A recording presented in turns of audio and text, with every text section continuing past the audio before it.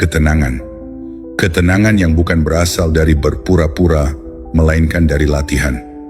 Dari pemahaman bahwa Anda tidak dapat mengendalikan tindakannya, kecepatannya, atau kebingungannya, tetapi Anda dapat mengendalikan respons Anda. Dan saat Anda melakukannya, seluruh dinamika di antara kalian mulai berubah. Awalnya, hal itu membingungkannya. Dia sudah terbiasa dengan arus emosi itu. Anda mencondongkan badan ke depan saat dia mencondongkan badan ke belakang. Anda melunak saat dia berubah tajam. Namun sekarang, ketika gelombang emosi mereda, Anda tidak mengejarnya. Anda tetap tenang. Anda tidak menghukumnya dengan keheningan, tetapi Anda juga tidak memohon dengan kata-kata. Energi tenang itu menciptakan sesuatu yang tidak dia duga, ketidakpastian. Bukan tentang perasaan Anda, tetapi tentang kendali yang pernah dia miliki atas ritme hubungan tersebut. Ini adalah contoh klasik penguasaan diri ala Stoa. Seperti yang dikatakan Epictetus, kita tidak dapat memilih keadaan eksternal kita, tetapi kita selalu dapat memilih bagaimana kita menanggapi keadaan tersebut. Respons Anda berhenti bersifat emosional dan mulai menjadi disengaja. Anda tidak lagi mencerminkan kekacauan yang dia ciptakan. Anda menjadi kebalikannya. Dan dengan melakukan itu, Anda mengubah persamaan emosional. Dia tidak bisa lagi menggunakan reaksi Anda untuk mengukur pengaruhnya. Hal itu membuatnya gelisah karena ketenangan Anda bukanlah ketenangan pasif, melainkan ketenangan yang penuh kekuatan. Dia mulai menyadari bahwa keheningan Anda bukanlah jarak, melainkan kedalaman. Bahwa kurangnya respons Anda bukanlah karena ketidakpedulian, melainkan karena kedisiplinan. Hal-hal yang dulunya menandakan rasa aman baginya, ketersediaan Anda, kesediaan Anda untuk menyerap emosi, tidak lagi ada dengan cara yang sama. Dan di tempat mereka berdiri, seorang pria yang memilih harga diri daripada gejolak emosi.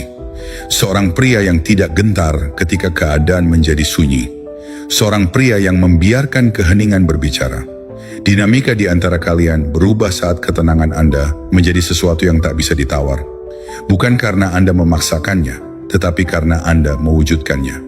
Dan begitu Anda berhenti mencoba mengendalikan situasi, Anda mendapatkan kembali kendali atas diri Anda sendiri.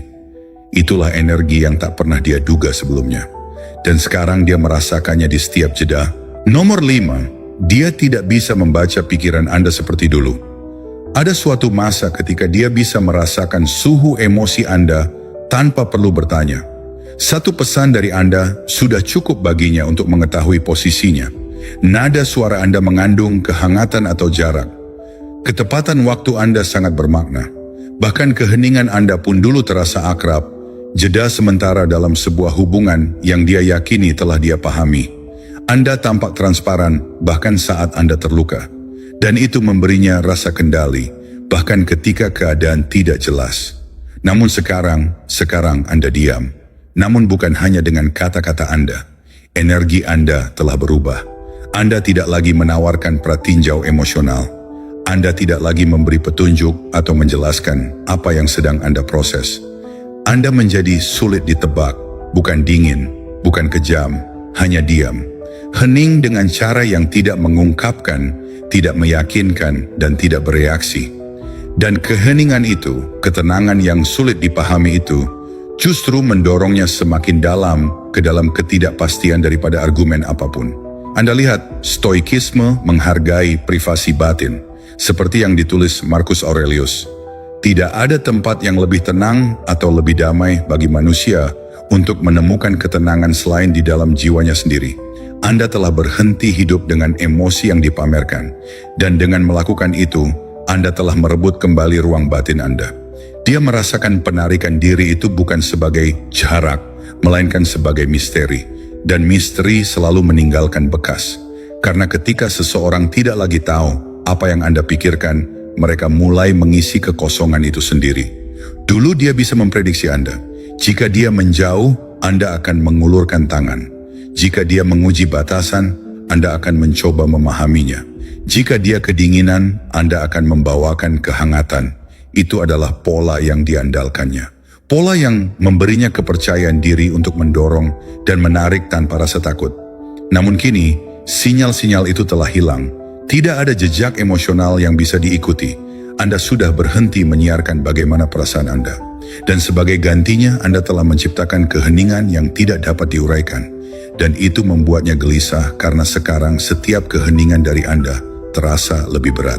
Setiap pesan yang belum dibaca, setiap saat Anda tidak membalas, setiap kali Anda tidak bereaksi seperti yang diharapkan, membuatnya bertanya-tanya. Bertanya-tanya apa yang telah berubah, bertanya-tanya apakah semuanya sudah berakhir, bertanya-tanya apakah orang lain sekarang memegang perhatian yang dulu dia anggap biasa saja. Dan rasa ingin tahu itu berubah menjadi ketegangan. Energi yang tenang namun gelisah yang mengikutinya kemanapun. Ini bukan obsesi, tetapi hampir seperti itu. Inilah kekuatan halus seorang pria yang tidak perlu lagi menjelaskan dirinya sendiri. Seorang pria yang menganggap pemikirannya seperti tanah suci. Anda tidak mengucilkannya. Anda baru saja berhenti memberikan peta itu padanya. Nomor 6, dia kini harus menghadapi perasaannya seorang diri. Selama ini, ketika Anda masih ada di sisinya secara emosional, dia tidak pernah benar-benar merasakan beban penuh dari emosinya sendiri. Setiap kali dia merasa bingung, Anda selalu ada untuk memberinya kejelasan yang diperlukan. Jika dia mulai menjauh, Anda akan mencondongkan tubuh seolah-olah mengembalikan keseimbangan yang sempat goyah. Kehadiran Anda bagaikan penstabil emosi, selalu tenang, selalu hadir, dan selalu menjaga momen sebelum semuanya menjadi terlalu kacau. Namun ketika Anda sedikit mundur, jaring pengaman yang selama ini ada tiba-tiba menghilang. Kini untuk pertama kalinya setelah sekian lama, dia ditinggalkan sendirian dengan pikirannya sendiri. Dan ini bukan pelarian dangkal yang biasa dia lakukan. Tidak, ini adalah kesadaran sunyi yang hanya muncul ketika tidak ada seorang pun di sekitar untuk melembutkan kebenaran yang ada. Dengan kepergian Anda tidak ada lagi pengalihan perhatian, tidak ada suara yang mengingatkannya bahwa dia masih berarti, dan tidak ada kehadiran yang menenangkan untuk menjaga suasana emosionalnya tetap nyaman. Keheningan itu terasa mencekam, tak kenal ampun, dan persis seperti yang perlu dia rasakan. Karena seorang pria yang stoik tidak menyelamatkan orang lain dari ketidaknyamanan. Seperti yang diungkapkan oleh Epictetus, bukan peristiwa yang mengganggu orang, melainkan penilaian mereka terhadap peristiwa tersebutlah yang menjadi masalah. Anda tidak menyebabkan ketidaknyamanan padanya. Anda hanya berhenti melindunginya dari hal itu. Anda berhenti menjadi penyeimbang emosional yang selama ini ada. Anda membiarkan keheningan itu tetap ada, dan dalam keheningan itu, dia mulai melihat cermin yang memantulkan kenyataan. Di ruang hampa itu, dia mulai menyadari betapa seringnya dia bergantung pada Anda. Bukan hanya karena cinta, tetapi juga karena kebiasaan dan ketergantungan emosional yang selama ini disamarkan sebagai sebuah hubungan.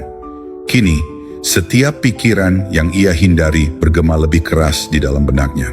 Hal-hal yang selama ini dia abaikan, tunda, atau anggap remeh, kini kembali muncul tanpa filter dan tak terbantahkan. Dia tidak bisa menyalahkan kata-katamu karena memang tidak ada kata-kata yang kau ucapkan.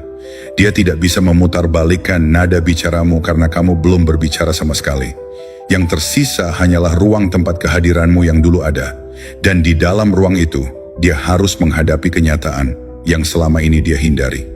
Anda telah memikul beban emosional yang lebih besar daripada yang dia sadari. Keheningan Anda tidak hanya membuatnya merindukan perhatian dan kehadiran Anda, tetapi juga memaksanya untuk mengenal dirinya sendiri secara lebih mendalam. Tanpa adanya jaminan konsistensi dari Anda, dia akhirnya harus bertanya pada dirinya sendiri, apakah saya benar-benar hadir atau hanya terbiasa mengejar sesuatu yang tidak pasti? Apakah saya benar-benar menghargainya atau hanya berharap agar dia tetap tinggal di samping saya? Ini bukanlah pertanyaan yang mudah untuk dijawab, tetapi pertanyaan-pertanyaan seperti inilah yang mengarah pada kesadaran yang sesungguhnya. Inilah kedisiplinan tenang seorang pria yang tidak lagi menyelamatkan orang dari pelajaran yang seharusnya mereka terima sendiri. Anda tidak meninggalkannya dalam keadaan sakit. Anda memberikan perspektif yang berbeda, dan perspektif itu melakukan sesuatu yang tidak pernah bisa Anda capai hanya dengan kata-kata. Ini mengajarkan padanya apa arti sebenarnya dari kehadiran Anda. Sekarang dia harus menanggung beban emosional itu sendirian. Renungkan seberapa sering Anda memikul beban emosional yang sebenarnya bukan milik Anda. Dan bagaimana memilih untuk diam bukanlah tindakan menarik diri, melainkan tindakan menghargai diri sendiri. Tanyakan pada diri sendiri, apa yang berubah saat Anda berhenti menyelamatkan, menjelaskan, atau menstabilkan situasi?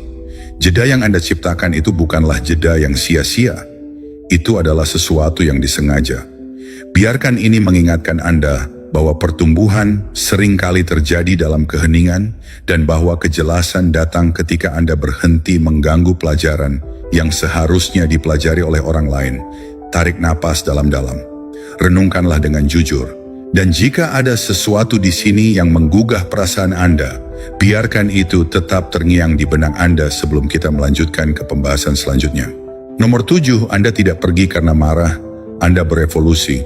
Dia mungkin berharap Anda akan pergi dengan penuh kemarahan, melampiaskan semua emosi yang terpendam, mengirimkan pesan dramatis terakhir yang menegaskan setiap asumsi yang dia miliki tentang bagaimana seorang pria seharusnya menghadapi penolakan, jarak, atau keheningan.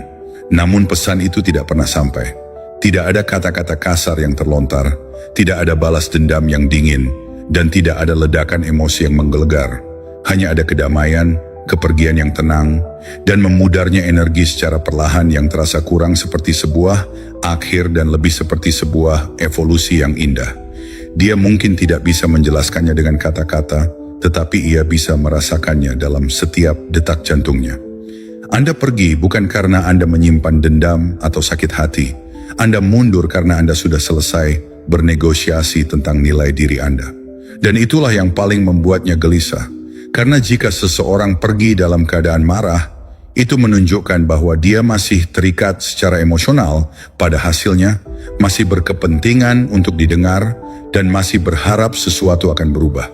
Namun ketika seseorang pergi dengan tenang, tanpa celah, tanpa tuduhan, dan tanpa kebutuhan untuk menjelaskan, saat itulah keheningan terasa sangat nyata. Saat itulah suara batin mulai bergema dengan jelas. Dari sudut pandang Stoik, inilah esensi dari keselarasan sejati.